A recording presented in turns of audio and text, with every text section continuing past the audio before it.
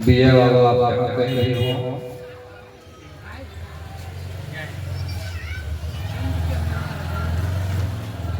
पूज्य गुरुदेव के चरणों में माल्यार्पण करें। तत्पश्चात पूज्य बाबा के चरणों में माल्यार्पण करें। बोलिए श्री सद्गुरु महाराज की जय। श्री सद्गुरु महाराज की जय।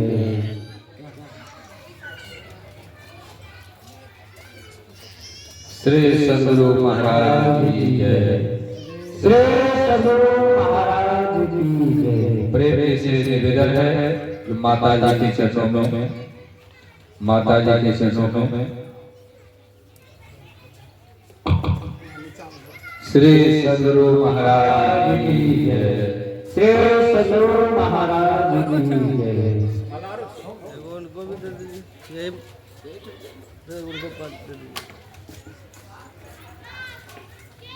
विजय बाबा से आग्रह है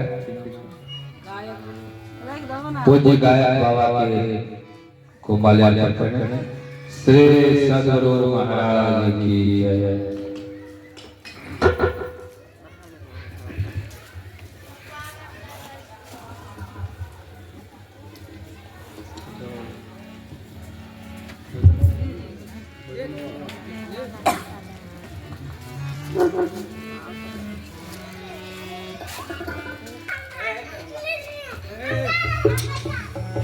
श्री सद्गुरु महाराज की जय।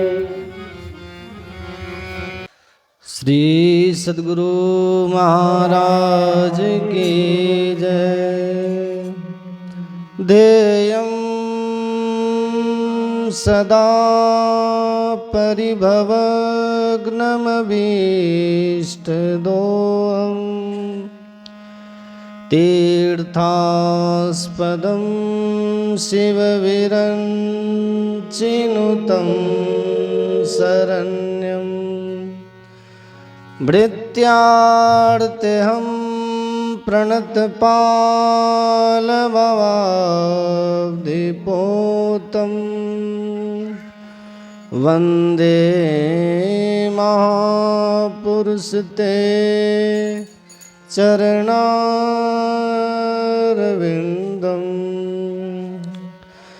वंशी विभूषितकरानवनीरदाभा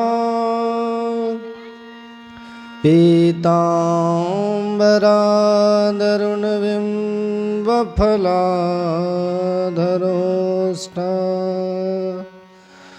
पूर्णेन्दुसुन्दरमुखादरविन्दनेत्रा कृष्णात् परं किमपि तत्त्वमहं न जाने। नारायणं नमस्कृत्य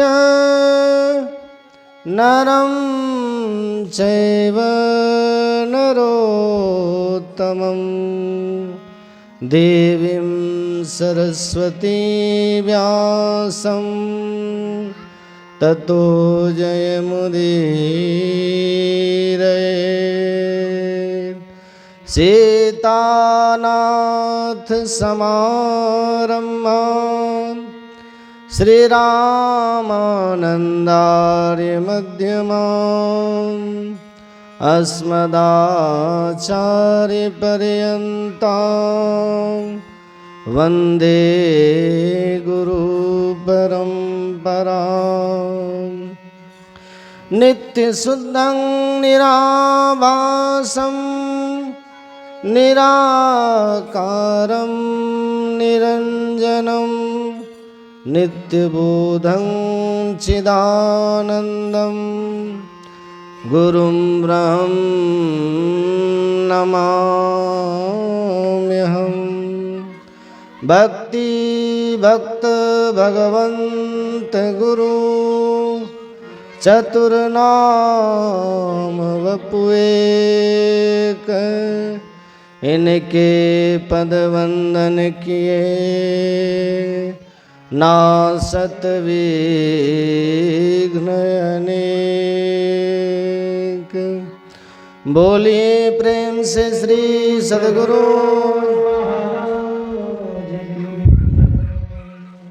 आइए मन और वाणी को पावन करें, कुछ क्षण भगवान नाम स्मरण करें।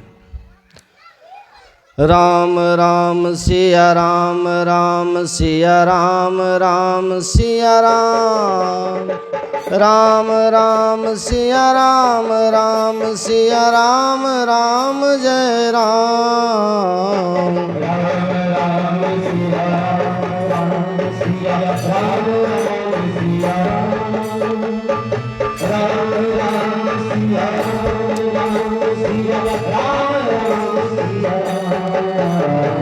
राम राम सिया राम, राम सिया राम, राम सिया राम, राम राम सिया राम, राम सिया राम, राम जय राम।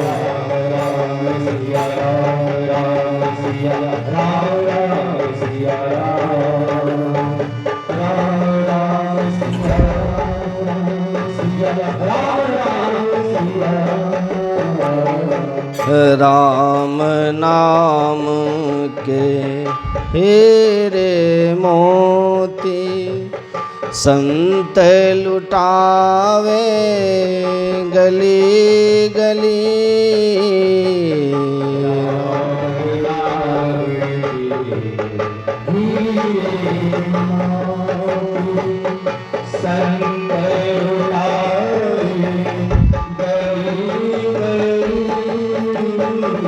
ले लो रे कोई राम का प्यारा, ले लो रे कोई राम का प्यारा, ले लो रे कोई श्याम का प्यारा,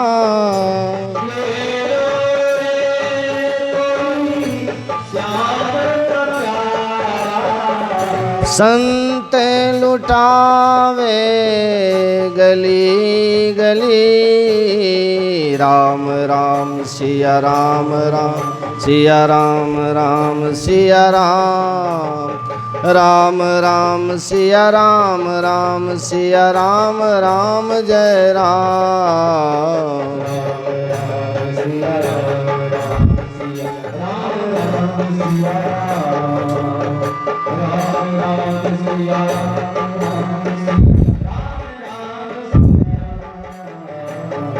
माया के दीवानों सुन लो, एक दिन ऐसा आएगा। माया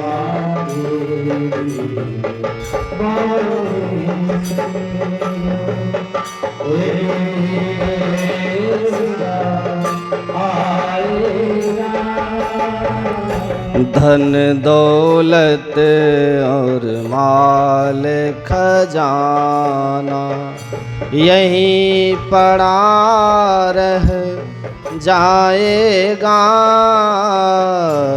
धन दौलत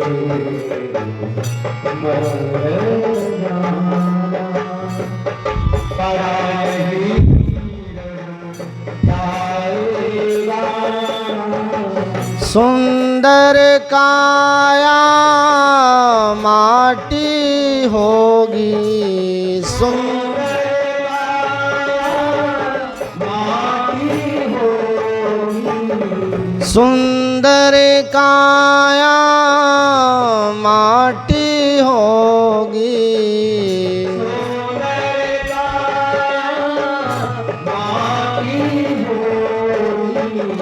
चर्चा होगी गली गली। राम राम सिया राम, राम सिया राम, राम सिया राम, राम राम सिया राम, राम सिया राम, राम जय राम।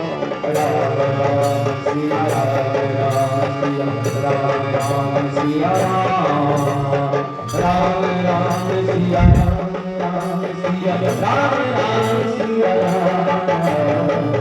क्या करता है मेरा मेरी, तज दे इस अभिमान को। क्या करता है मेरा मेरा, तज दे इस अभिमान को। छोड़ जगत के झूठे धंधे, जप ले तू प्रभु नाम को। छोड़ जगत के झूठे धंधे, जप ले प्रभु के नाम को। गया समय फिर हाथ न आवे,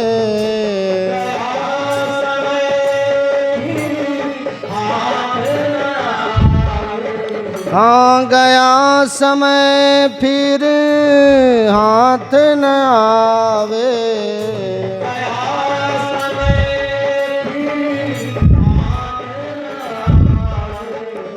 फिर पछताए घड़ी घड़ी। राम राम सिया राम राम सिया राम राम सिया राम। राम राम सिया राम राम सिया राम राम जय राम। राम राम सिया राम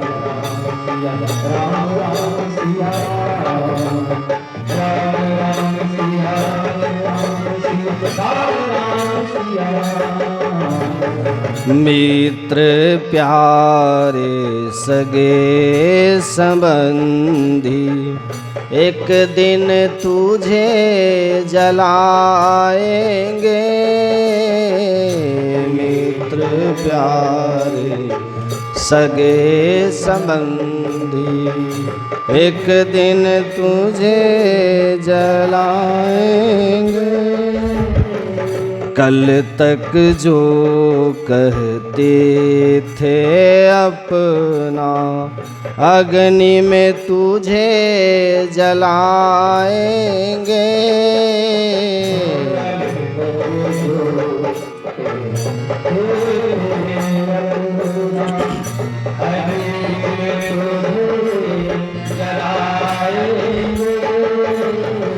दो दिन का यह चमन खिला है,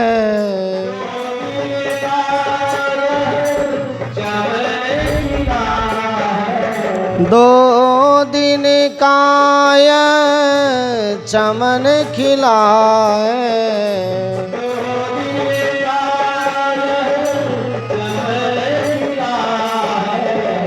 फिर मुरझाए कली कली। राम राम सिया राम राम सिया राम राम सिया राम।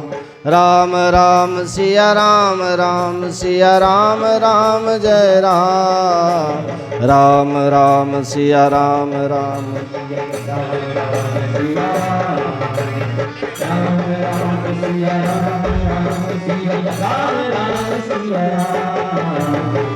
जिसको तू अपना कह कह कर, तू इतना इतराता है। जिसको तू अपना कह कह कर, तू इतना इतराता है। छोड़ दे बंदे साथ विपत्ति में, साथ नहीं कोई जाता है। छोड़ दे बंदे साथ विपत्ति, साथ नहीं कोई जाता है। दो दिन का यह रैन बसेरा,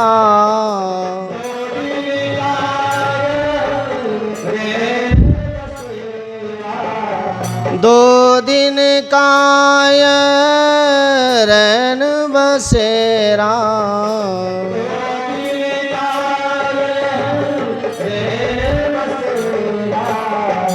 आखिर होगी चला चली। राम राम सिया राम राम सिया राम राम सिया राम, राम राम सिया राम राम सिया राम राम जय राम, राम राम सिया राम राम सिया राम राम सिया राम, राम राम सिया राम राम सिया राम राम जय राम, राम राम सिया राम राम सिया राम राम सिया राम, राम राम सिया राम राम सिया राम राम जय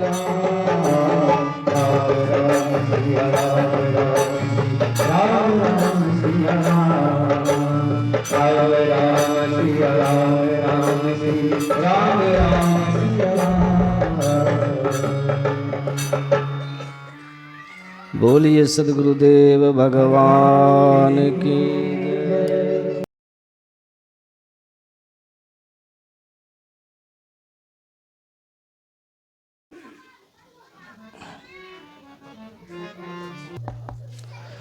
बोल हरि हरि हरि बोल केशव माधव।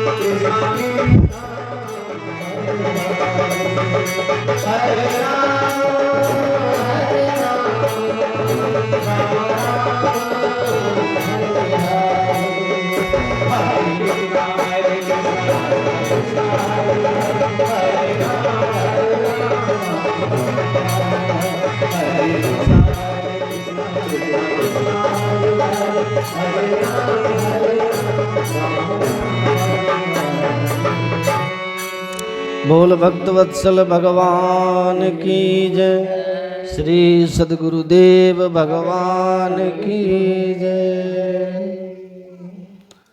परम मंगलमय परात्पर परम अखिलेश्वर परमाराध्य सद्गुरु महाराज के पावन युगल चरणों में बारंबार नमन। उपस्थित धर्म प्रेमी सज्जन वृंद, पूजनीय माताओं एवं भक्तिमती बहनों, गंगा पापम शशितापम दैन्यम कल्पतरोर्हरि पापम तापम तथा दैन्यम सद्य साधु समागमः। धर्म ग्रंथ में ऐसा वर्णन है, अगर कोई पापी गंगा में जाके स्नान करे तो माँ गंगा अपने जल से पापी के पाप को धो डालती है। गंगा पापम। फिर आगे कहते हैं शशि तापम। दिन में सूर्योदय होता है, सूर्य की तप्त किरणें संसार में फैलती है तो ताप बढ़ जाता है, गर्मी बढ़ जाती है। जब रात्रि में चंद्रमा का उदय होता है तो उनकी शीतल किरणें संसार में जब फैलती है तो उसके प्रभाव से सूरज की किरण से निकले हुए ताप का भी नाश हो जाता है। शशि तापम। फिर कहा आगे, कोई दरिद्र आदमी, कोई कंगाल आदमी कल्प वृक्ष के पास में जाए और धन की कल्पना करे तो उनको पर्याप्त मात्रा में धन हो जाता है, उसकी दारिद्रता चली जाती है, उसकी कंगाली चली जाती है, दरिद्री चली जाती है। अब कहते हैं गर्गाचार्य जी महाराज, इधर तीनों का काम अलग अलग हुआ। गंगा का काम हुआ पाप को नष्ट करना, चंद्रमा का काम हुआ सूर्य के ताप को दूर कर देना, कल्प वृक्ष का काम हुआ मनुष्य की दरिद्रता को दूर कर देना। लेकिन साधु महात्माओं का समागम सत्संग क्या करता है? गर्गाचार्य जी महाराज कहते हैं सत्संग तीनों काम अकेले कर देता है। पापम तापम तथा दैन्यम सद्य साधु समागमः। जो सत्संग में आते हैं उनका पाप खत्म होता है, उनका त्रैताप, दैहिक दैविक भौतिक ये त्रैताप खत्म होता है। फिर उनके जीवन से दारिद्र्य चला जाता है, उनके जीवन से कंगाली चली जाती है। ये सत्संग का प्रभाव है। सत्संग में आने वाले को ये लाभ मिलता है। तो हम सभी लोग सत्संग में अभी आए हैं, संतों के संग में बैठे हैं, सत्संग में बैठे हैं। इसी सत्संग की ये महत्ता है। जो ही सत्संग में सम्मिलित होते हैं उनका पाप खत्म होता है, त्रैताप खत्म होता है, दारिद्र्य खत्म होता है। गोस्वामी तुलसीदास जी महाराज अपने रामायण में लिखने की कृपा की है। सत्संग की महिमा बड़ी लंबी चौड़ी है, इसको सुनकर के किसी को आश्चर्य नहीं करना चाहिए। सुनी आश्चर्य करे जनि कोई, सत्संगति महिमा नहीं गोई। वाल्मीकि नारद घट जोनी, निज निज मुख निकही निज होनी। जलचर थलचर नभचर नाना, जे जड़ चेतन जीव जहाना। मति की रति गति भूति भलाई, जब जही जतन जहाँ जही पाई, सो जानब सत्संग प्रभाव, लोक हो वेद न आनो पाओ। बहुत सारे लाभ होते हैं सत्संग में केवल आ जाने से। और गोस्वामी तुलसीदास जी महाराज कहते हैं, देखो सत्संग क्या है? सत्संग चलता फिरता प्रयागराज है। सत्संग चलता फिरता प्रयागराज है। अच्छा, प्रयागराज का मतलब क्या होता है? त्रिवेणी संगम। तो ये चलता फिरता त्रिवेणी संगम है। यहाँ गंगा की धारा बह रही है, यमुना की धारा भी बह रही है, सरस्वती की भी धारा बह रही है। आप लोगों में जितने पुराने सत्संगी होंगे उनको इन बातों को सुन करके आश्चर्य नहीं होगा, लेकिन जो पहली बार सत्संग में आए हैं, नए लोग हैं, उनको आश्चर्य लगेगा कि यहाँ पर गंगा की धारा, जमुना की धारा, सरस्वती की धारा बह रही है। गंगा जमुना सरस्वती की धारा में से एक भी धारा तो यहाँ दिख नहीं रही है। अच्छा, गंगा धारा यहाँ आ जाएगा तो कोई बैठ पाइएगा? पानी में दह जाइएगा, फंस जाइएगा। क्या बाबा बोल रहे हैं? याद रखिएगा आप लोग, सत्संग में तीनों धाराएं बहती हैं, पानी के रूप में नहीं, वाणी के रूप में है। तीनों धारा, गंगा की भी धारा, जमुना जी की भी धारा, सरस्वती की भी धारा, तीनों धाराएं हैं, पानी रूप में नहीं, वाणी के रूप में है। वो स्वामी तुलसीदास जी महाराज कहते हैं, राम भगति जहाँ सुर सरी धारा, राम भगति जहाँ सुर सरी धारा, सरसई ब्रह्म विचार प्रचारा, सरसई ब्रह्म विचार प्रचारा। तो राम भगति जहाँ सुरसरी धारा, सरसई ब्रह्म विचार प्रचारा, विधि निषेध मय कलिमल हरणी, करम कथा रवि नंदनी वरणी। गोस्वामी तुलसीदास जी महाराज कहते हैं, सत्संग में राम भक्ति का प्रचार होता है। सत्संग में कहा जाता है, अपना कल्याण चाहने वाले प्राणी को राम की भक्ति करनी चाहिए, अर्थात ईश्वर की भक्ति करनी चाहिए। साथ साथ इस सत्संग में सगुण ब्रह्म की चर्चा जब होती हो, अवतारी महापुरुषों की जब चर्चा होती, उनकी कथा होती हो, तो समझ जाना यही है गंगा की धारा। राम भक्ति का प्रचार, सगुण ब्रह्म की चर्चा, सत्संग में ये गंगा की धारा है। सज्जनों, इसी सत्संग में निर्गुण निराकार ब्रह्म की भी चर्चा होती है। निर्गुण निराकार ब्रह्म की जब चर्चा होने लग जाए तो समझ जाना, जब वेदांत कथन होने लग जाए, जिस ब्रह्म को, जिस परमात्मा को लोग इंद्रियों के माध्यम से नहीं, आत्मा के माध्यम से जानते हैं, जो ईश्वर परमात्मा प्रकृति के अणु परमाणु में समाकर अपना स्तर सबसे ऊपर रखते हैं, जब इनकी चर्चा होने लग जाए तो समझ लीजिएगा सरस्वती की धारा बह रही है। जब यहाँ पर पाप और पुण्य की चर्चा होने लग जाए, विधि निषेध की चर्चा होने लग जाए, समझ जाइएगा ये जमुना जी की धारा है। सत्संग में ये तीनों धाराएं बहती हैं। विधि निषेध मैं कलिमल हरनी, कर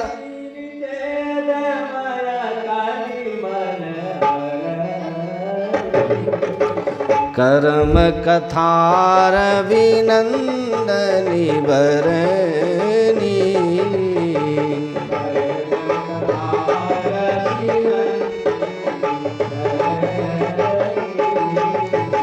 राम भगति जा सुर सरी धारा,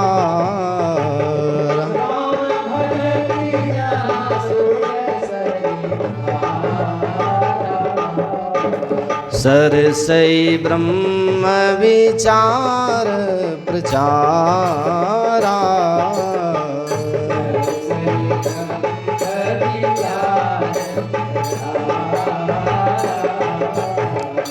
सरसई ब्रह्म विचार प्रचारा।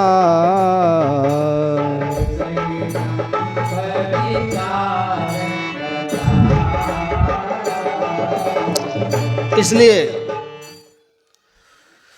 शास्त्रों का हमारे ऋषियों ने सबको अधिकार नहीं दिया। भाग्योदयन बहुजन्म समर्जितेन सत्संगमं च लभते पुरुषो यदा वै।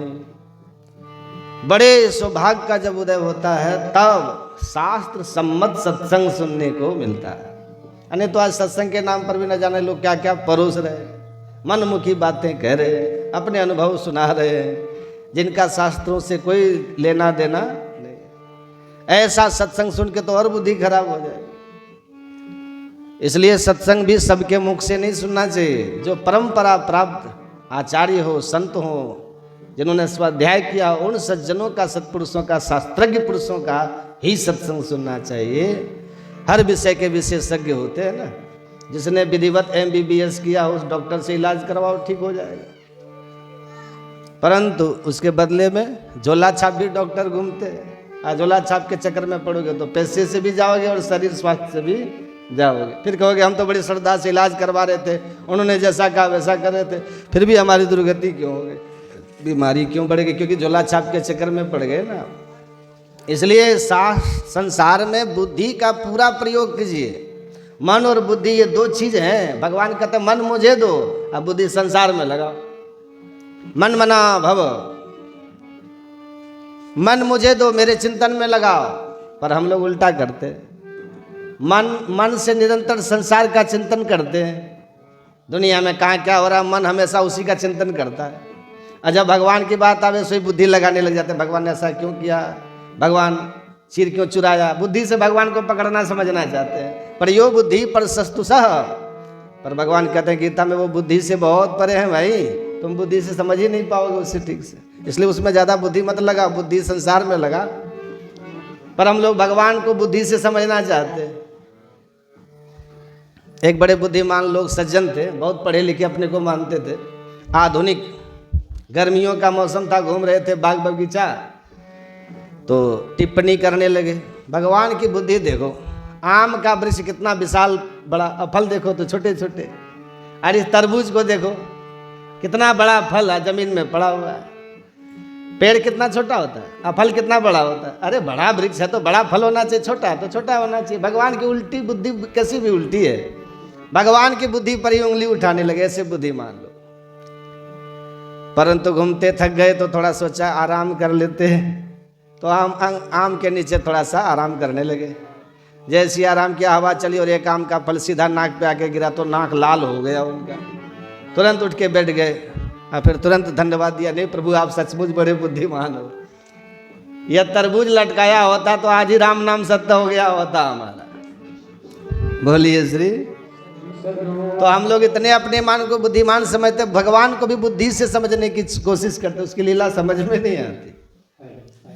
श्रद्धा पूर्वक शास्त्र का चिंतन करोगे, शास्त्र श्रवण करोगे तो ही बात समझ में आएगी धीरे धीरे। हर बात शुरू में समझ में नहीं आती, बाद में अपने आप आने लगती है। माँ ने कह दिया बच्चे से, बेटा ये तुम्हारे पिताश्री हैं, इनको पिताजी बोलो, पापा जी बोलो। माँ ने कह दिया तो बच्चा बोलने लगा। अब वो प्रश्न करने लगे ये पापा क्यों है, पिताजी का मतलब क्या होता है, मैं इन्हीं को पिताजी क्यों कहूँ, उनको क्यों ना कहूँ। तो कैसे तो माँ समझाएगी और क्या वो समझाएगी। ना समझा सकती है माँ, ना बच्चा समझ सकता है। वो समझ उस अवस्था में बड़ा हो जाएगा, अपने आप समझ में आ जाएगा। तो शास्त्र हमारी माता है, उन्होंने जो कहा है वो हमें मान लेना चाहिए। जब शास्त्र की आज्ञा अनुसार हम चलेंगे तो एक समय आने पर धीरे धीरे शास्त्र की सारी बातें अपने आप आपको समझ में आने लग जाएंगी। प्रारंभ में तो जो शास्त्र कह रहे हैं वो मान लो बस।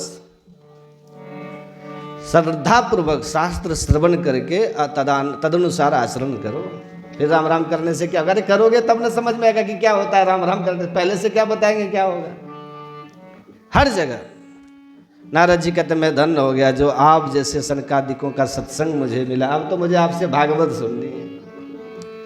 तो बोलो कहाँ सुनोगे, बोले चलो गंगा जी के किनारे हरिद्वार में करते हैं। तो सनकादिकों को लेकर के नारद जी हरिद्वार चले गए। और जैसे ऋषि महर्षियों को पता चला कि नारद जी कथा करा रहे हैं सनकादिकों को, तब तो सभी महात्मा दौड़ पड़े। भैया जो दोनों ही अद्भुत हैं, श्रोता वक्ता ज्ञान निधि कथा राम की गुण। तो महात्मा कौन कौन आए, बोले भृगुर वशिष्ठ से चवनस्य गौतमो मेधातिथिर्देवल देवरातो योगेश्वरो व्यास पराशरौ च छाया सुको जा जगदंग मुख्या। ये महात्माओं के नाम हैं। भृगु जी आए, वशिष्ठ जी आए, चवन जी आए, गौतम जी आए, मेधातिथि आए, देवल देवरात आए, परशुराम जी आए, गादी सुत विश्वामित्र जी भी आए, मार्कंडे जी आए, अत्रि जी आए, पिपलादि जी आए और वेद व्यास जी महाराज भी पधारे और पराशर ऋषि भी पधारे। इस प्रकार से एक दिव्य महात्मा हरिद्वार में सनकादिकों से कथा सुनने के लिए पहुंच गए। नारद जी ने सबकी व्यवस्था करी। महात्माओं की कथा है, गंगा जी की रेती का टीला बना दिया, उसी पर व्यास गद्दी बना करके सनकादिक बैठ गए और महात्मा लोग कोमल गद्दे की तरह गंगा जी की रेती है उसमें सब महात्मा लोग बैठ गए। अब कथा प्रारंभ हो गई। स्वदा सेव्या सदा सेव्या श्रीमद्भागवती कथा यस्या श्रवण मात्रेण हरिश्चित्तम समाश्रित। सनकादिक बोले नारद जी भगवान की कथा सदैव श्रवण करने योग्य है, दिन मुहूर्त की जरूरत नहीं है। फायदा क्या होता है इससे? हरिश्चित्तम समाश्रित, इसके श्रवण करने से प्रविष्ट कर्ण रंध्रेन, भगवान श्रोता के कर्ण रंध्र से कथा के माध्यम से प्रविष्ट होकर के उसके चित्त में चिपक जाते। और मानव तन पा करके एक बार भी इस रस का जिसने पान नहीं किया वो चांडाल के समान है, गधे के समान है, श्वास लेता हुआ जिंदा मुर्दे के समान है। न जाने कितनी गाली दे डाली। सनकादिक बोली ये गाली हम नहीं दे रहे हैं, देवता लोग देते हैं कि ये कितने अभागे हैं कि जिस अमृत को पीने के लिए हम स्वर्ग का अमृत कलश लेके पहुंच गए फिर भी नहीं पीने को मिला, इनको निःशुल्क मिल रहा फिर भी ये पीना नहीं चाह रहे, कितने मंदभागी है। तो देवता ऐसे अधम नर का माने नर की निंदा करते, कोसते। जिसने स्वर्ण पत्र पर श्रीमद् भागवत ग्रंथ को रख करके किसी वैष्णव विद्वान को दान कर दिया वो साक्षात भगवान के बैकुंठ धाम में उसका रिजर्वेशन कन्फर्म हो जाता है, वो भगवत धाम का अधिकारी हो जाता है। और जिसने भागवत के श्लोकों को कंठ कर सब बैकुंठम प्रभु भवेत, वो भी बैकुंठ का अधिकारी हो जाता है। बहुत महिमा गाए जा रहे थे, अचानक चमत्कार हो गया। क्या हो गया? भक्ति सुतौ तौ तरुणौ गृहीत्वा प्रेमैक रूपा सहसा विरासी। भक्ति सुतौ तौ तरुणौ गृहीत्वा प्रेमैक रूपा सहसा विरासी। श्री कृष्ण गोविंद हरे मुरारी, हे नाथ नारायण वासुदेवा। श्री कृष्ण गोविंद हरे मुरारी, हे नाथ नारायण वासुदेवा। हे नाथ नारायण वासुदेवा।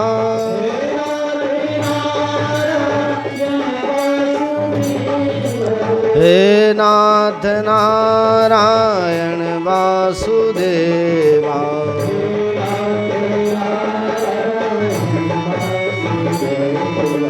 श्री कृष्ण गोविंद हरे मुरारी, हे नाथ नारायण वासुदेवा। श्री कृष्ण गोविंद हरे मुरारी, हे नाथ नारायण वासुदेवा। बोल भक्ति महारानी की।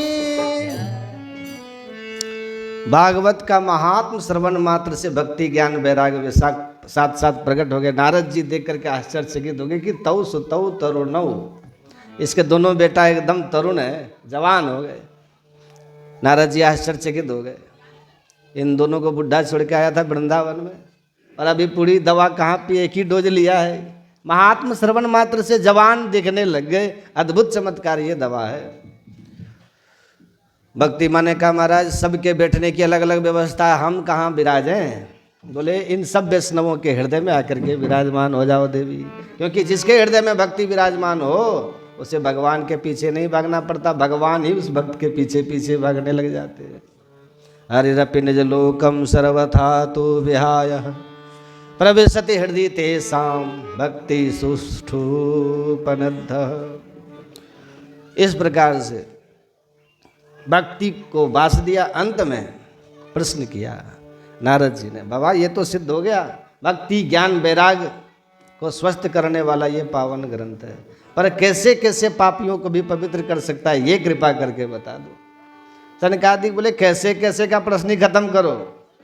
ये मानवा पाप कृतस्तु सर्वदा सदा दुराचारगता विभागगा क्रोधानि दग्धा कुटिलाश्च काम सप्ताह यज्ञेन कुलो पुरन्ति ते कायेन वाचा मनसा पिपातकं नित्यं प्रकुर्वित सठाहठेन सप्ताह यज्ञेन कलौ किरन्ति ते। कहते हैं ये मानवा पाप कृतस्तु सर्वदा, जिसने जीवन भर पाप ही पाप किया हो, पापियों की प्रतिस्पर्धा में जो प्रथम श्रेणी का पापी हो उसकी बात कर रहे हैं। क्रोधाग्नि दग्धा, क्रोध की आग में जलता रहता हो, महाकामी हो,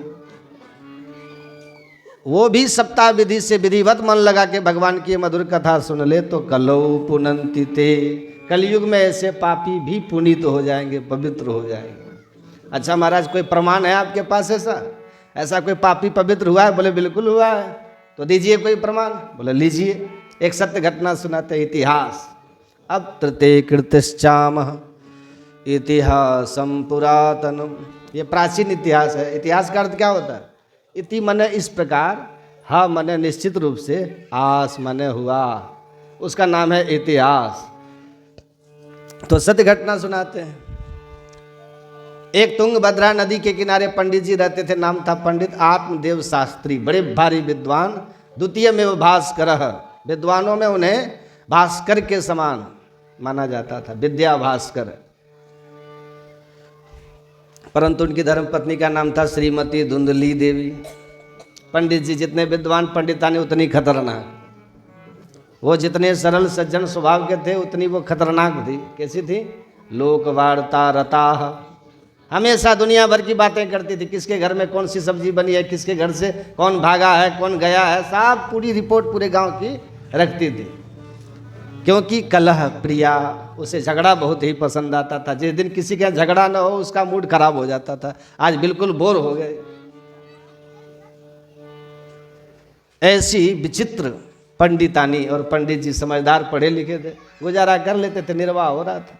दुर्भाग्य से कोई संतान नहीं हुआ, और इस बात को लेकर के पंडित जी इतने दुखी हो गए कि घर छोड़ करके जंगल में मरने के लिए चले गए। गृहम त्यक्त्वा वनंगतः, और जंगल में एकांत में जोर से रोना प्रारंभ किया कि एक सन्यासी महात्मा वहाँ से निकल रहे थे।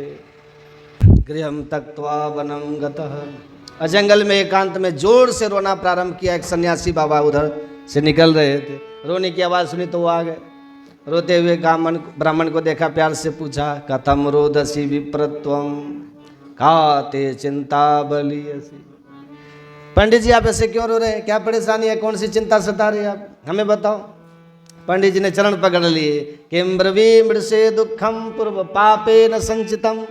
महाराज जी मैं आपको क्या बताऊं, ये जन्म में तो मैंने कोई पाप नहीं किया, कोई पूर्व जन्म का पाप उदय हुआ है।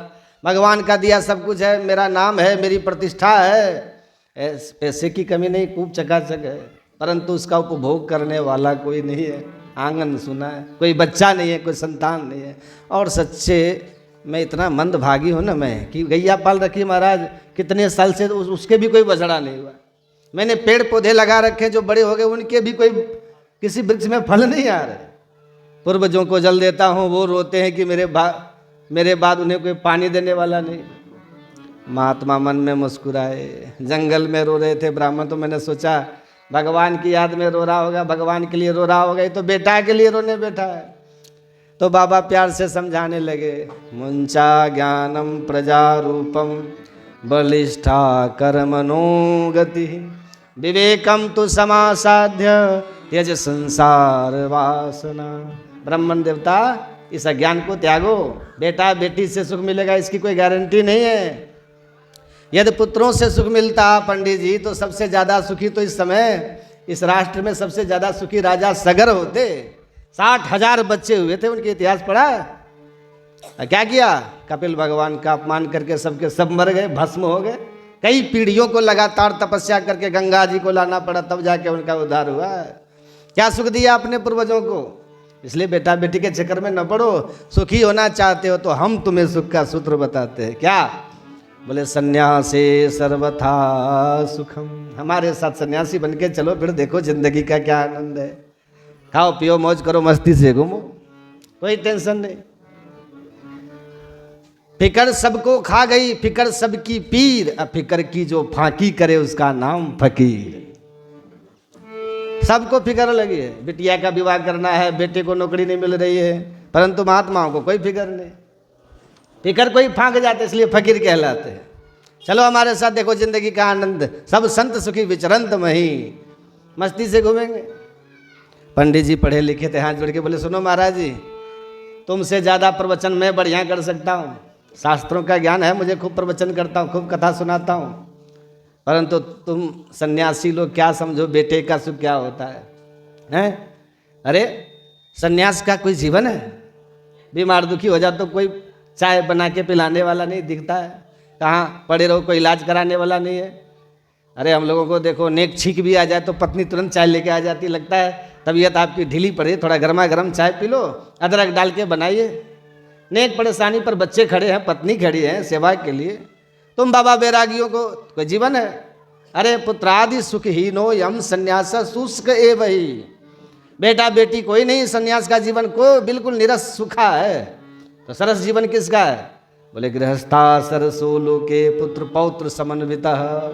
हम गृहस्थों का जीवन बड़ा मस्त होता है महाराज, नाती पोताओं के ये छोटे छोटे बच्चों की किलकारियों से आंगन भरा रहता है, बहुत आनंद है महाराज। उनके तोतली वाणी सुनते सुनते जब बच्चे बोलते हैं ना तोतली वाणी में, तो कान में रसगुल्ला जैसा रस भर जाता है। पर महाराज आप नहीं समझोगे मेरी भावनाओं को, इसलिए प्रवचन मत दो, मुझे सिर्फ आशीर्वाद दो कि बेटा हो जाए।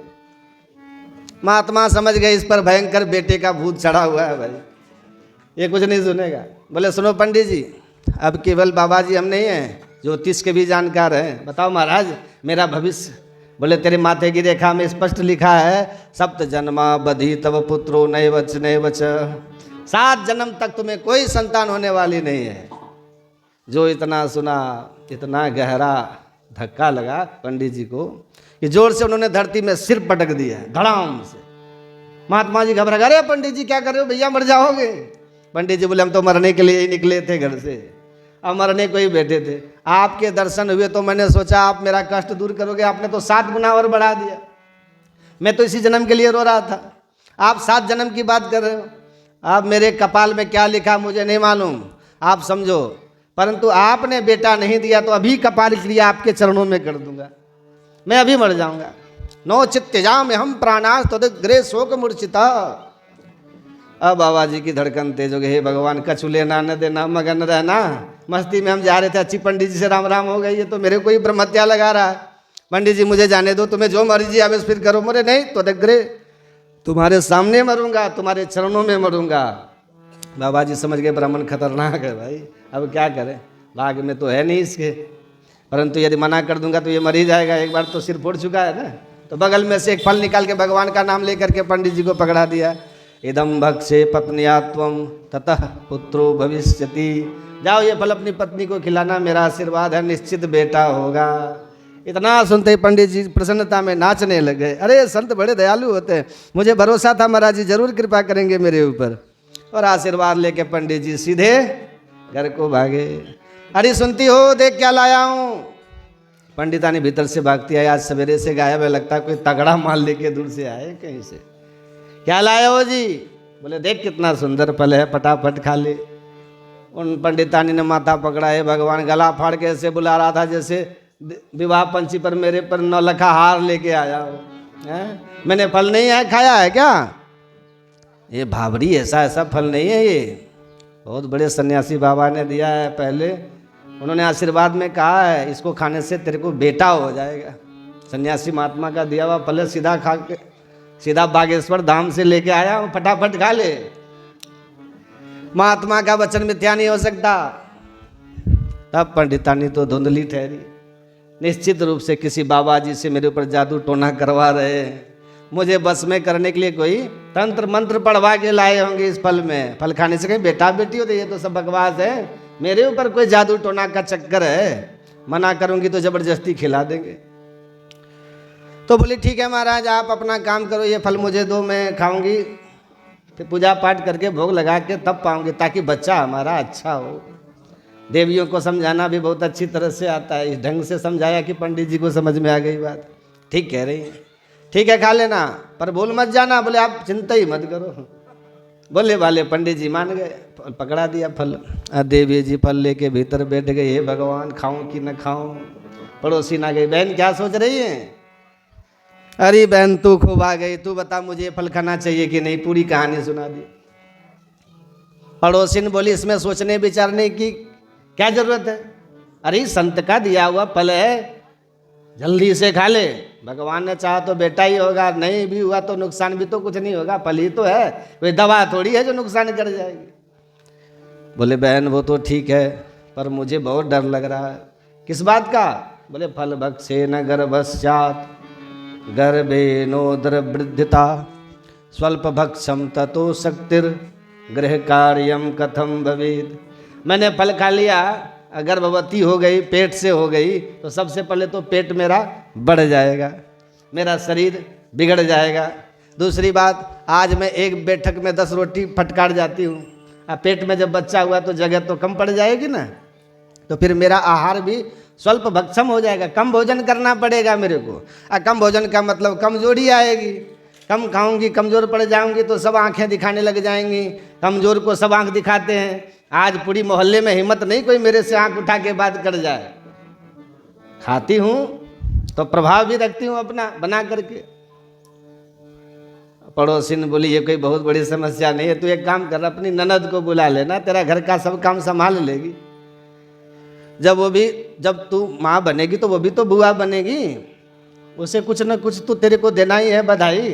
तो 4 महीना पहले बुला के उसी से घर के काम करवा, फिर जो बन पड़े सो देना तो है ही, कुछ दे करके खुश कर देना, वो भी खुश हो जाएगी, घर का काम भी संभाल लेगी। धुंधली बोली बहन मेरी ननद महा चुट्टी है, उसका नाम मत लेना, यदि उसके भरोसे मैंने घर छोड़ दिया तो हो गया मेरे घर का कल्याण। बिल्ली के भरोसे कहीं दूध की रखवाली होती है क्या बहन? ननंदा संघर्ष तदा, मेरा सारा घर चौपट कर देगी। हाँ अच्छा, जैसे तैसे घर के काम तो होते रहेंगे बहन, पर मैंने ऐसा सुना है कि गर्भवती स्त्री भाग भी नहीं सकती। पड़ोसी ने बोली तो मत भागना, आराम करना। बोली बहन आराम तो करूंगी, पर घर में आग लग गई तो भागना नहीं पड़ेगा क्या? बुरा समय कह के नहीं आता, कभी भी भागना पड़ सकता है। दैवात घाटी ब्रजत गामे पलायत गर्भणी कथम, कैसे भागूंगी मैं? मैंने तो ये भी सुना है कि सुखदेव जी महाराज मैया के पेट में 12 साल तक रहे थे। सही बात है?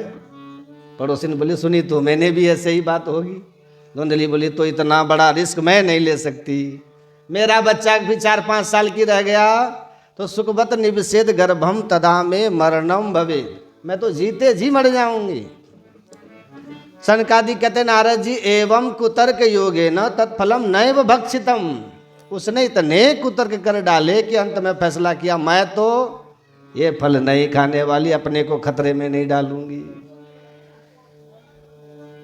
जैसी जस भवतव्यता तैसी मिले सहाय, आप न आवे ताहे तहाँ ले जाए। इसको कहते हैं भवितव्यता। संत का प्रसाद फल मिला पर बुद्धि ऐसी खाई नहीं। इतने में थोड़ी देर पड़ोसिन तो बेचारी समझा के अपना माथा गर्म करके चली गई, जो अच्छा लगे सो करना। जब इसकी छोटी बहन मिलने आई तो इसने पूरी कहानी बहन जी को सुनाई। अब वो अपनी जुगाड़ में थी बहन उसकी, वो डर गई कहीं इसके बच्चा हो गया तो मेरे मनोरथों पर पानी फिर जाएगा। मैं यही चाहती हूँ कि इसके कोई बच्चा नहीं हो, ये मेरा बच्चा गोद ले ले। जब मेरा बच्चा ये गोद लेगी तो इसके सारे संपत्ति मेरी हो जाएगी। तो इसलिए उसने माथा खराब कर दिया। बहन तू पागल भाई, ये फल खाने से कहीं बेटा बेटी होते हैं? सब बकवास।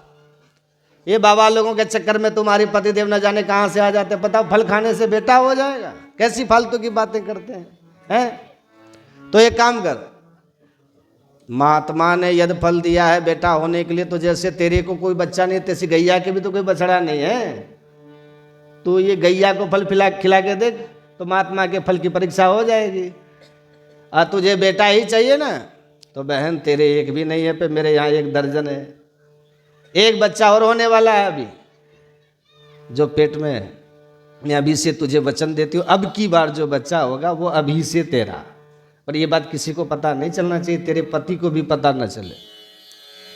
तो कैसे भी पागल बना, रात में जब भी बच्चा होगा तुझे दे जाऊंगी, तू अपना बता देना, बस तुझे बेटा भी मिल गया। कोई टेंशन नहीं, कोई खतरा नहीं। धुंधली बोली, वाह बहन, बहन हो तो तेरी जैसी।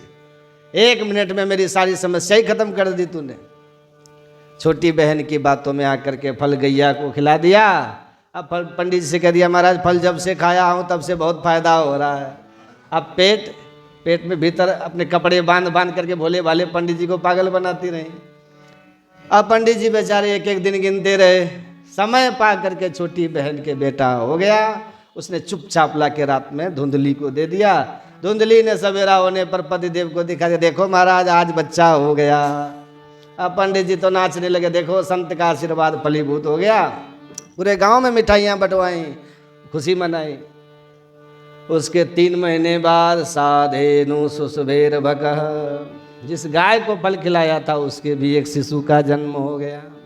सर्वांग सुंदरम दिव्यम निर्मलम कनक प्रभम, गाय का बेटा सर्वांग सुंदर परम मनोहर। पूरा गांव उमड़ पड़ा, भैया भगवान देते हैं तो छप्पर फाड़ के देते हैं। पंडित जी एक बच्चे का मुंह देखने को तरस रहे थे, अब देखो गैया के भी बेटा हो गया। हमने तो जिंदगी में पहली बार सुना है गाय के भी बेटा होते हैं। भाग्योदयो धुना जाता आत्मदेवस्य पश्यतः, धेनवा बाल प्रसूतस्तु दैव रूपीति कौतुकम। विधाता का कौतुक है, चमत्कार है, जो धेनु ने, गाय ने बालक को जन्म दिया। आनंद दुगना हो गया ब्राह्मण का। बच्चों के नामकरण किए। गाय के बेटे के कान थोड़े गाय जैसे लंबे थे तो नाम रख दिया गौकर्ण। और अपने बच्चे का नाम सोचने लगे, सोई धुंधली खड़ी होगी, सबके नाम आप ही रखोगे क्या? बच्चा मेरा है, पेट में मैंने धरा है तो नाम भी मैं ही रखूंगी। अच्छा बोल क्या रखेगी? बोले मेरा नाम धुंधली, मेरे बच्चे का नाम धुंधुकारी होना चाहिए। जैसी मर्जी तुम्हारी देवी, नाम रख दिया धुंधुकारी। बच्चे बड़े हुए और दोनों ने खूब नाम कमाया, किंतु एक हुआ विख्यात और दूसरा हुआ कुख्यात। गौकर्ण पंडितो ज्ञानी धुंधकारी महाखल। गौकर्ण जी महान पंडित हुए। पंडित का अर्थ क्या होता है? सत असत विवेकनी बुद्धि पंडा, सा अस्य संजाता स पंडित। सत्य क्या है असत्य क्या है इसका ठीक से विवेचन नहीं जलाइए। जिस बुद्धि में हो उसको पंडा बुद्धि कहते हैं। अब पंडा बुद्धि जिसके पास हो उसको पंडित कहते हैं। ऐसे महान पंडित गौकर्ण जी महाराज हुए। अधुंधकारी महाखल, ये महाखल निकला। खल का अर्थ क्या होता है? 2 ही अक्षर है, ख ल, जो खाए और लड़े, 2 ही काम करे, खाना और लड़ना। बल्कि जिसका खाए उसी से लड़े, ऐसा महाखल धुंधकारी हुआ। चोरी करे, डकैती डाले, अपहरण करे, जुआ आदि सारे दुर्व्यसन इसके जीवन में आ गए। नाच गाने देखने के लिए कोठों पे जाने लगा। अब पंडित जी की सारी संपत्ति मौज मस्ती में लुटा दिया। पंडित जी जब रोकते हैं तो टोकते हैं तो लड़ने को मारने को तैयार हो जाता है। अब पंडित जी सिर पकड़ के रोने लगे। कतिष्ठामि क्व गच्छामि को मे दुखम यपोहरे, प्राणास्त्यजामि दुखेन हा कष्टम मम संस्कृतम। हे विधाता मैं कहाँ जाऊँ, किसको सुनाऊँ, किसके यहाँ जा बैठूँ? ऐसी जिंदगी से तो अच्छा कहीं जाके मर ही जाऊँ। अब मरने को फिर निकल पड़े। पहले मरने निकले थे, बेटा नहीं है, आज मरने जा रहे, बेटा क्यों है? इस नालायक ने मुझे बर्बाद कर दिया, मुंह दिखाने लग नहीं छोड़ा। तब गौकर्ण जी पिताजी की मनोदशा को समझ गए और एकांत में बैठा के समझाने लगे, पिताजी मुझे ये बताओ संसार में सुखी है कौन? न चेन्द्रस्य सुखम किंचित न सुखम चक्रवर्ती न।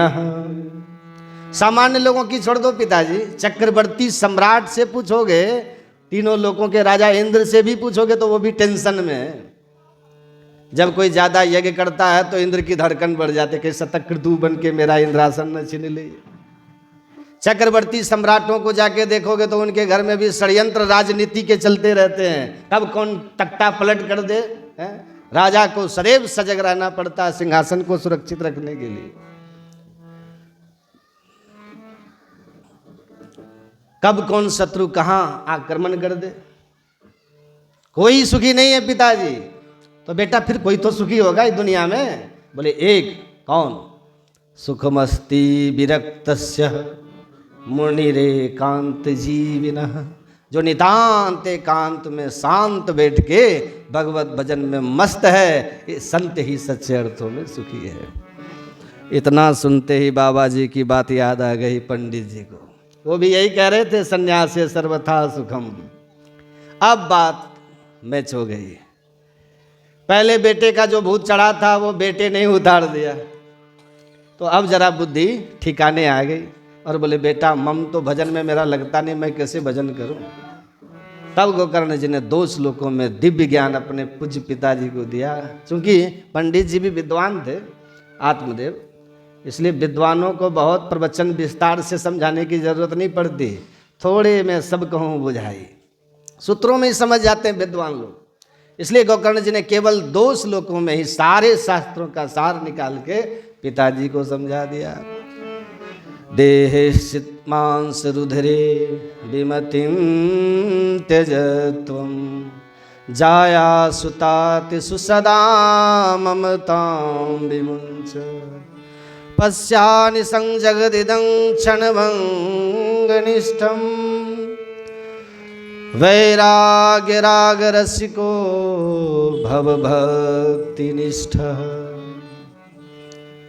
गोकर्ण जी कहते पिताजी हम सभी जीव जगत के 2 रस्सियों में बंधे हुए, ध्यान से सुनिए, उनके नाम है अहमता और ममता। मैं और मोड़ तोड़ते माया, माया के ये 2 ही फंदे हैं। मैं इस शरीर को मानते हैं और मेरा इन शरीर के संबंधियों को मानते हैं। बस इसी में हम लोग फंस जाते हैं। पैदा हुए तो कोई मैं मेरे का झंझट नहीं था, मस्त थे। 10-10 घंटे बच्चे सोते हैं, नहीं देखते हैं, कोई मैं मेरे का झंझट नहीं है उसको। जो बड़े बड़े होने लग जाते हैं, ये मेरा ये वो तेरा, मेरा तेरा का चक्कर बढ़ता चला जाता है। जो जो ये ममता और मोह मेरा तेरा बढ़ता है, उतना ही जीव जगत जाल में फंसता चला जाता है। इसलिए मैं मेरे को त्यागो, वैराग्य राग रस को भव। सबको देखो, संसार में राग करके तो तुम फंस चुके हो ना, थोड़ा वैराग्य का भी आनंद लेके देखो। मैं मेरे से बाहर निकल के देखो कितना आनंद आता है। गोकर्ण जी कहते पिताश्री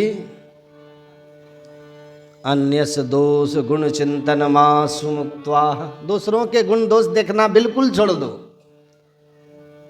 कछु लेना न देना, मगन न रहना। कोई बुद्धिमान है, समझदार है, पुण्यात्मा है या पापात्मा है, तुम्हें व्यर्थ में किसी के कर्म की समीक्षा करने की जरूरत नहीं है पिताजी। दोष देखोगे तो उसे नफरत करने लग जाओगे, गुण देखोगे तो उसमें चिपकने की कोशिश करोगे। तो न किसी से चिपको, न किसी से घृणा करो, अपनी मस्ती में मस्त रहो। चिंतन केवल भगवान के चरित्र का करो, भगवान के गुणगणों का चिंतन करो, भगवान की लीलाओं का चिंतन करो। व्यर्थ में संसार का चिंतन करके समय नष्ट न करो।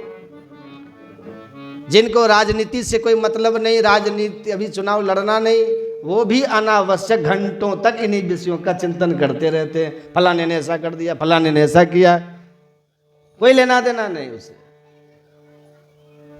इसलिए पिताश्री सेवा कथा रसमहो नितराम पिबत्वम, साधु संतों का संग करो, भगवान की कथा सुनो, भगवत रस का पान करो, भजन करो। निश्चित रूप से इन्हीं पद्धति से चलने पर आपका चित्त भगवान के चरणों में चिपकने लगेगा।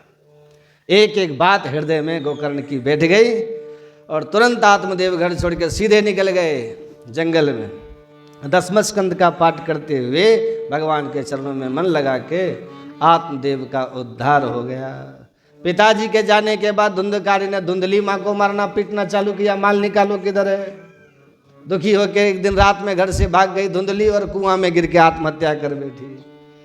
गोकर्ण जी को लगा हमारा नंबर आने वाला, हम ही बचे घर में, तो वो तीर्थ यात्रा का बहाना लेकर के घर से निकल गए गोकर्ण जी। अब परम स्वतंत्र अकेला धुंधकारी 5 वेश्याओं को घर में ला के बैठा लिया, चोरी डकैती का माल ला करके उनको देने लगा। एक दिन राजघराने में चोरी करी और हीरे जवाहरात लेके आया, देवियों को सौंपा, देवियाँ खुश हो गईं, खिला पिला के सुला दिया और रात में मीटिंग कर ली। राजघराने में चोरी किया, अब ये बचने वाला नहीं है। अब तो राजा गृहस्थ थी, अब इसको राजा पकड़ेगा और जब पूछेगा माल किधर है मेरा, तो ये अपना ही नाम लेगा, तो ये मरेगा सो मरेगा, इसके साथ साथ हम लोगों को भी मरना पड़ेगा। तो इसका मरना तो पक्का हो ही गया, इसको हम ही क्यों न निपटा दे ताकि हम तो बच जाए। और रात में ही सोते सोते उसे पलंग में बांध दिया, और जब इसकी नींद खुली तो इसने चिल्लाने की कोशिश करी, तो आग के अंगारे इसके मुंह में भर दिए ताकि आवाज़ बाहर न जाए, और तड़फा तड़फा के 5 वेश्याओं ने मिलकर इसके प्राण ले लिए।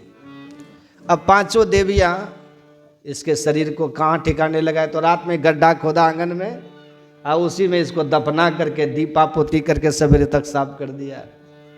सनकादि कहते नारद जी, प्रायः साहस को स्त्रियों में बड़ा भयंकर साहस होता है, यदि वो अपने पे आ जाए तो क्या नहीं कर सकती, कहा न अबला कर सकती।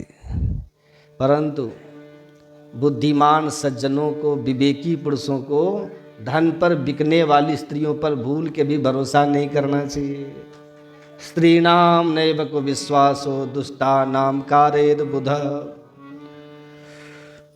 क्योंकि हृदयम सुरधाराभम, धन पर बिकने वाली स्त्रियां बाहर से बड़ा सुंदर श्रृंगार करके रखती हैं, अब वाणी उनकी इतनी मधुर होती है कि मूर्ख लोग उनकी मीठी मीठी बातों में फंस जाते हैं और अपना जीवन और धन सब बर्बाद कर देते हैं। मारा गया धुंधकारी इन्हीं 5 वेश्याओं के कारण। परंतु गोकर्ण जी को घटना का पता चला तो गया में जाकर के श्राद्ध किया, लौट के घर आया। भेड़ का बच्चा रात के 12 बजे घूमता आंगन में दिखाई पड़ा, भेड़ का बच्चा, तो डंडा से भगाने लगे। अब भेड़ का बच्चा एकदम ऐसा बन गया भैंसा, फिर एकदम हाथी बन गया और फिर मनुष्य बन के सामने खड़ा हो गया। गोकर्ण जी डरते हुए बोले, भैया तुम कौन हो, हमें क्यों डरा रहे हो? तो रोने लगा बड़ी जोर से। गोकर्ण जी ने हाथ में जल लिया, मंत्र पढ़ के जो मारा सही प्रेतात्मा की वाणी जागृत हो गई और बोल पड़ा, अहम भ्राता त्वदीयोऽस्मि धुंधकारीति नामतः स्वकीयेनैव दोषेण ब्रह्मत्वं नाशितं मया। तुम्हारा ही भाई हूँ, अपने पापों से मैंने अपना ब्रह्मणत्व नष्ट कर दिया, उसका परिणाम है कि प्रेत बना भटक रहा हूँ इस भवन में।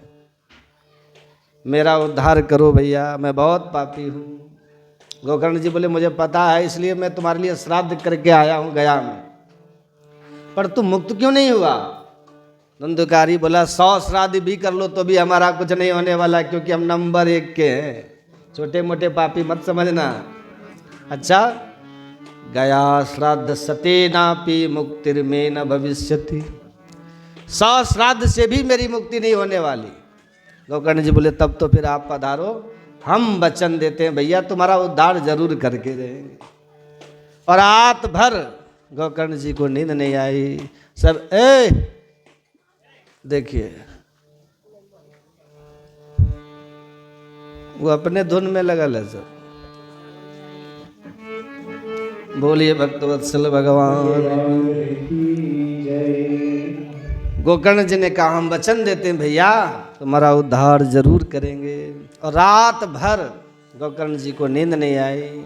सवेरा होने पर विद्वानों से परामर्श लिया, समाधान कहीं नहीं मिला। तब गोकर्ण जी ने सूर्य भगवान की आराधना करी और सूर्य भगवान ने कहा, श्रीमद्भागवतान मुक्ति ही। प्रिय गोकर्ण, अपने भाई को भागवत सप्ताह विधि से श्रवण करवाओ, मुक्त हो जाएगा।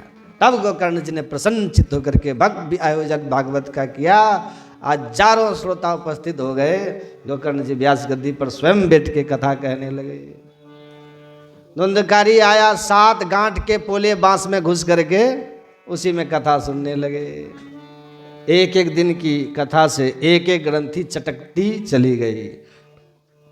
7 दिन में 7 ग्रंथियों का भेदन करके धुंधकारी चतुर्भुज रूप धारण करके प्रकट हो गया। बोल भागवत भगवान की, विद्य रूप धरो जात, सुध तुलसी दाम महंवित। चतुर्भुज रूप धुंधकारी का देखकर सब आश्चर्य में पड़ गए। व्यासपीठ को प्रणाम करके धुंधकारी कहता है, धन्या भागवती वार्ता, प्रेत क्रीड़ा विनाशिनी। धन्य है भागवत की कथा जिसने मेरे जैसे पापी प्रेत को भी पावन कर दिया। एक दिव्य विमान आकाश मंडल से आया। भगवान के पार्षदों ने धुंधकारी को हाथ पकड़ के उस विमान में बैठाया। ले जाने लगे तो गोकर्ण जी ने रोका, रुको रुको भैया, एक निवेदन मेरा भी सुन लो। क्या? बोले मैंने हजारों श्रोताओं को कथा सुनाई, अकेले धुंधकारी को नहीं सुनाई। पर विमान एक ही क्यों आया धुंधकारी के लिए, सबको क्यों नहीं? यह भेदभाव क्यों किया आप लोगों ने? भगवत पार्षदों ने समझाया, गोकर्ण श्रवणम तो कृतम सर्वै न तथा मननम कृत, श्रवणस्य भेदेन फल भेदो प्रसंस्थित। कथा सबने सुनी और मनन चिंतन किसी ने नहीं किया। पल्लू झाड़ कथा सुनी और यही झाड़ के चले गए। श्रवण मनन निधि ध्यासन पूर्वक कथा सुनना चाहिए। कथा सुनने के बाद फिर उसका चिंतन करो, आज हमने क्या क्या सुना और क्या क्या सीखा। फिर जो सुना सीखा उसको जीवन में, आचरण में, अभ्यास में लाओ। वो श्रोता होता है। गाय दिन भर घास जरूर चरती है, पर घर में आके जुआरी करती है, तब वो घास पचती है। बिना जुआरी किए घास पचने वाली नहीं है। ऐसे सुनो, फिर चिंतन करो, फिर निधिध्यास करो। और सब समय पास करने के लिए आए थे। कल्याण की भावना से केवल एकमात्र धुंधकारी ही सुनता था। और यूँ कह करके चले गए। श्रोता उदास हो गए। गोकर्ण जी बोले, चिंता मत करो, ये दास बैठा है, आप उदास न होइए, हम आपको दोबारा कथा सुनाएंगे। अगले महीने फिर आयोजन किया। और दूसरे आयोजन में श्रोता इतने सजग होकर के कथा श्रवण किए कि 7वां दिन संपन्न होते ही जितने श्रोता उतने विमान आकाश मंडल से गड़गड़ाते हुए प्रकट हो गए। साक्षात श्री हरि ने प्रकट होकर के गोकर्ण को हृदय से लगा लिया। जैसे अवधपुर वासियों को राम जी अपने साथ में लेकर साकेत धाम गए थे, ऐसे ही श्रोता समुदाय के साथ गोकर्ण जी भी भगवान के परम पद के अधिकारी हो गए। बोल भागवत भगवान की, अयोध्या वासिन की जय। बताओ, सनकादि कहते हैं, नारद जी जब धुंधकारी जैसा पापी पवित्र हो गया तो छोटे मोटे पापी तर जाए, इसमें कौन आश्चर्य की बात है। बस कथा को नियम से सुनना चाहिए। बढ़िया किसी विद्वान से मुहूर्त निकलवाओ या फिर किसी विद्वान को व्यास गद्दी पर बैठाओ। वक्ता कैसा होना चाहिए? वैराग्य से पूर्ण हो, वैष्णव हो, शास्त्रज्ञ हो, संशय मिटाने वाला हो, संशय दूर बहार संत मत स्थिर करते, ऐसे को व्यासपीठ पे बैठाना चाहिए। विरक्तो वैष्णवो विप्रो वेद शास्त्र विद्युत्कृत दृष्टांत कुशलो धीरो वक्ता कार्योति निष्पृह।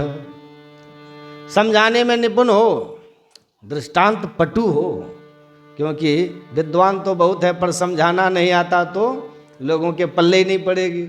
अब बात समझ में नहीं आएगी तो वक्ता की वाणी व्यर्थ हो जाएगी। वक्तु रेवे हित जाड्यम श्रोता यत्र न बुध्यते। श्रोता को कुछ पल्ले नहीं पड़ रहा तो ये वक्ता भी जड़ता मानी जाती है।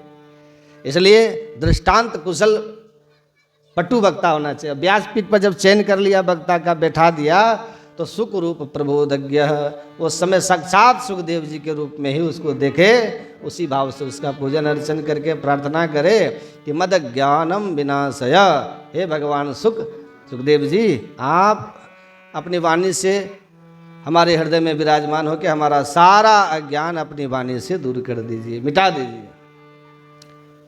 कथा के विश्राम में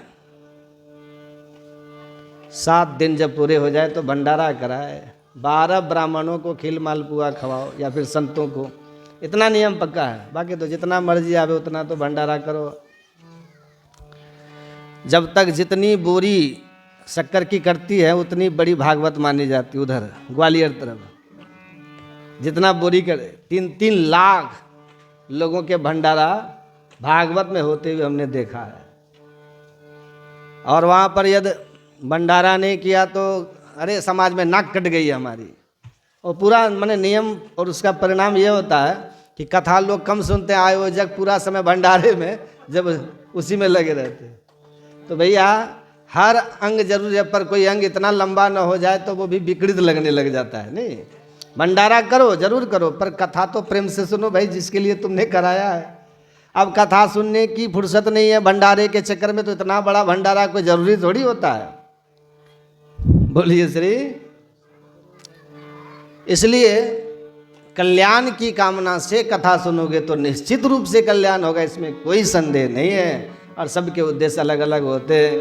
कुछ राजनीतिक लाभ लेने के लिए भी कथा करवाते हैं कि जितनी भीड़ जितना भंडारा उतना ही बड़ा अच्छा प्रभाव जमेगा हमारा, और उनको लाभ मिल जाता है, इसमें कोई संदेह नहीं। तो कल्प वृक्ष है, जो मांगो वो सो मिलेगा। चाहे लौकिक लाभ मांगो चाहे अलौकिक लाभ मांगो, जो चाहिए जिसको चाहिए। पर इतना याद रखिएगा, गाय को कोई इसलिए खरीदने नहीं जाता कि ये गोबर देगी। गाय को खरीदते समय दूध पर ध्यान दिया जाता है, कितना दूध देगी। गाय आई है तो गोबर तो देगी ही देगी, उस पर क्या ध्यान देना। उसी प्रकार श्रीमद् भागवत कल्प वृक्ष है। मांगना है तो प्रभु को मांगो, मांगना है तो जन्म मरण से छुटकारा मांगो, तो इसकी मांगन तुम्हारी मांग सार्थक है। ये संसार की तुच्छ कामना तो प्रारब्ध के अनुसार पूरी होती ही हैं। भगवान से ये सब भगवान से मांगने की जरूरत नहीं। फिर भी बहुत अधिक तुम्हारी कामना हो तो विरोध नहीं है, मांग सकते हैं। पर सत्संग के विश्राम में हरिनाम संकीर्तन प्रतिदिन सभी श्रोताओं को अवश्य करना चाहिए। इतना सुनते ही महाराज प्रहलाद जी ताली बजाते हुए प्रकट हो गए, उद्धव जी मजीरा बजाते प्रकट हो गए, नारद जी ने बीना पर छिड़ दिया रागमाल कोश, उसी समय देवराज इंद्र प्रकट हो गए मृदंग बजाते हुए, अर्जुन प्रकट हो गए मधुर स्वरों का आलाप भरते हुए, भक्ति ज्ञान वैराग तीनों प्रकट हो गए ताता थैया नाचते हुए, सुखदेव जी प्रकट होकर के भागवत के श्लोकों को मनगुनाने लग गए। अद्भुत संकीर्तन प्रारंभ हुआ, सब नाचने लगे। चलिए अब हम भी हरि नाम से कीर्तन के साथ आज के सत्र को यहीं विराम देंगे। समय कितना बजे? समय 6:30 बजे से प्रातः 9 बजे तक। तो आप लोग समय का ध्यान रखें, ठीक 6:30 बजे पधारें और 7 बजे 7:30 बजे पर्याप्त समय हो जाता है। जब आप आओगे उस समय तो थोड़ा मौसम गर्म हो जाता है, जाते जाते तो खूब गर्म हो जाता है। इसलिए आप लोग अपने स्वास्थ्य का ध्यान रखते हुए थोड़ा गर्म कपड़ा पहन के आओ, भले पहन के न आओ, शॉल जरूर साथ में लाओ ताकि जाते समय शीतल। आज तो दूसरा दिन है, थोड़ा थोड़ा समय बढ़ भी सकता है। वैसे हम प्रयास ये करेंगे 7-9 से आगे नहीं बढ़े, क्योंकि संभवतः है ना कथा है तो थोड़ा खींचना पड़ता है ना। हाँ 9 बजे तक 10 बजे तक 10 बजे तो ठाठ है आराम से।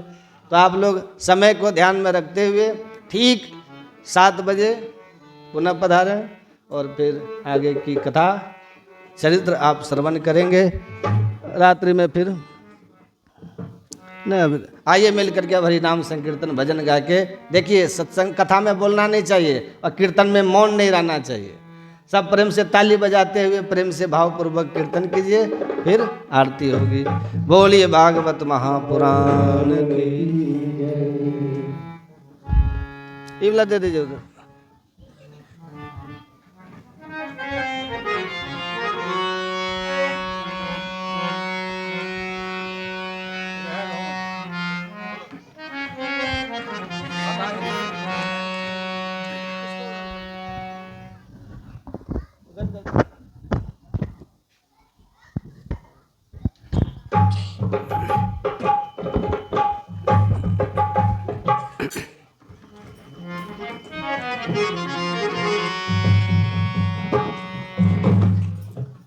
श्री सद्गुरु महाराज की जय।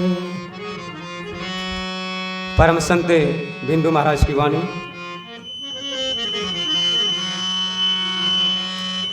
जो हरि प्राप्ति की आस है तो हरिजन गुण गावा करो, ना जाने कब भाव प्रभु जो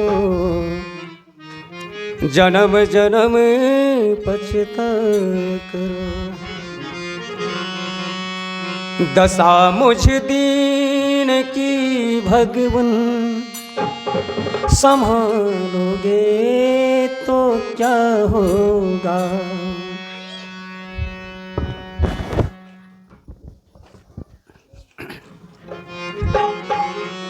दशा मुझ दीन की भगवन संभालोगे तो क्या होगा।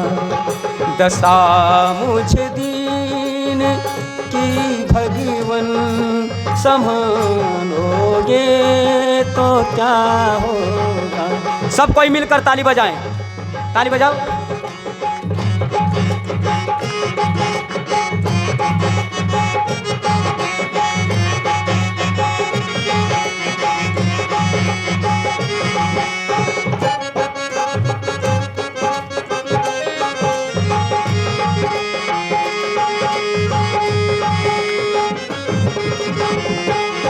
दशा मुझ दीन की भगवन संभालोगे तो क्या होगा। अगर चरणों की सेवा में, अगर चरणों की सेवा में लगा लोगे तो क्या होगा। दशा मुझ दीन की भगवन संभालोगे तो क्या होगा।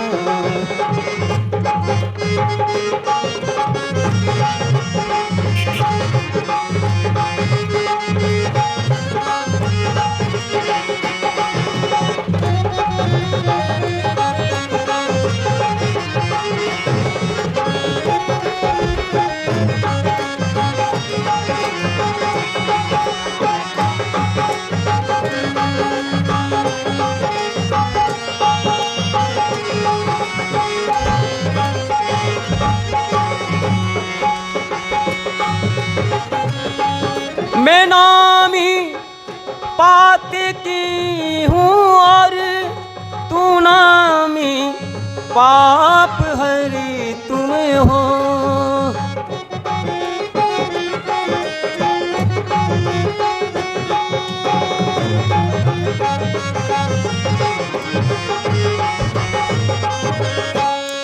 मैं नामी पात की हूँ और तू नामी पाप हरि तुम हो। तू नामी पाप हरि तुम हो। कि लज्जा दोनों नामों की, कि लज्जा दोनों नामों की बचा लोगे तो क्या होगा। कि लज्जा दोनों नामों की बचा लोगे तो क्या होगा। दशा मुझ दीन की भगवन संभालोगे तो क्या होगा।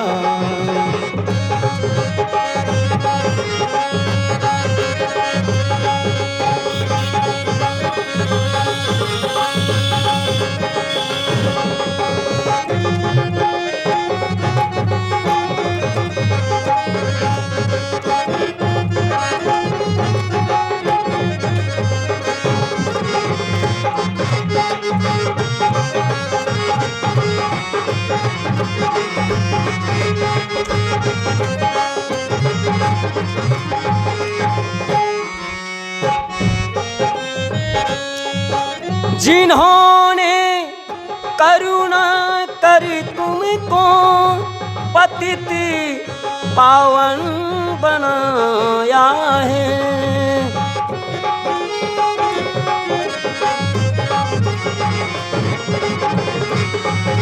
जिन्होंने तुमको करुणा कर पतित पावन बनाया है, पतित पावन बनाया है। उन्हीं पतितों को तुम पावन, उन्हीं पतितों को तुम पावन बना दोगे तो क्या होगा। उन्हीं पतितों को तुम पावन बना दोगे तो क्या होगा। दशा मुझ दीन की भगवन संभालोगे तो क्या होगा।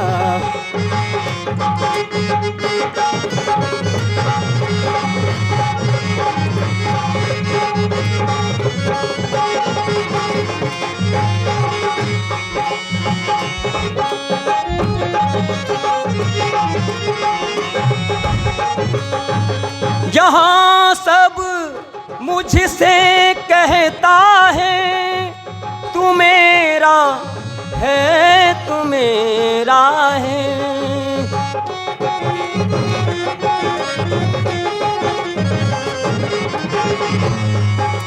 यहाँ सब अपने में कहते हैं कि तुम मेरा है, तुम मेरा है, लेकिन भला इस संसार में कौन किसका है। ये भजन दर्शाते हैं। आप लोग कृपया ताली बजाते रहें। यहाँ सब मुझसे कहता है तू मेरा है, तू मेरा है, तू मेरा है, तू मेरा है। मैं किसी का हूँ तू ये झगड़ा, मैं किसी का हूँ तू ये झगड़ा मिटा दोगे तो क्या होगा। मैं किसी का हूँ तू ये झगड़ा मिटा दोगे तो क्या होगा। दशा मुझ दीन की भगवन संभालोगे तो क्या होगा।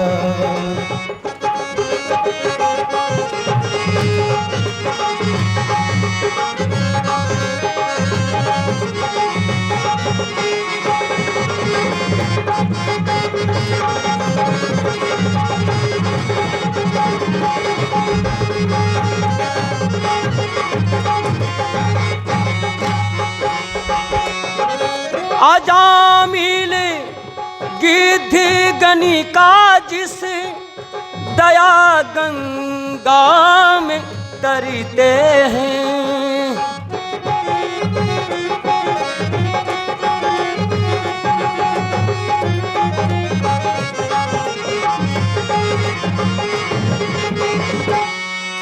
आजा मिल गिद्ध गणिका जिस दया गंगा में तरते हैं, दया गंगा में तरते हैं।